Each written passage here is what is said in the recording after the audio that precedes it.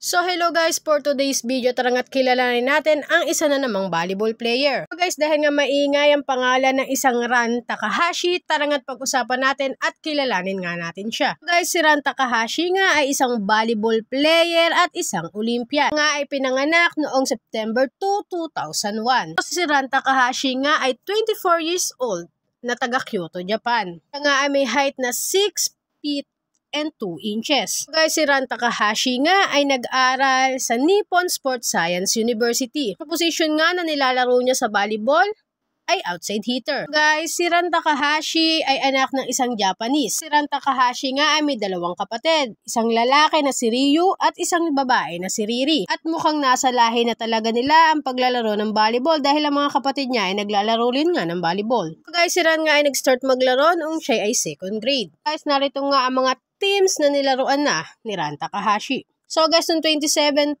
hanggang 2020, naglaro siya sa Higashiyama High School. 2020 hanggang 2024, sa NSSU naman siya. 2021 to 2023, naglaro siya sa Palyabola, Padova. 23 to 2024 sa Vero Valley, Monza. 2024 to 2025 sa Suntory, Sunbirds nga siya. Kaya si Ran Takahashi nga ay kasama sa national team ng Japan. 2021 hanggang sa ngayon. Guys, pagdating naman sa mga social media account, si Ran Takahashi nga ay may Instagram account at umaabot ito sa 2.7 million followers. Meron din naman siyang YouTube channel and TikTok channel kasama ang kanyang brother na si Ryu. Pag-usapan na rin natin ang kanyang mga individual awards. Noong 2020, All Japan High School Volleyball Championship, siya ay MVP. 2020, All Japan Intercollegiate Volleyball Championship, Best Scorer. 2023, Asian Championship, Best Outside Spiker. 2023, Anan Awards for Athletes category. 2023-2024 season, Superliga, Best Receiver Awards naman siya. 2024 nga,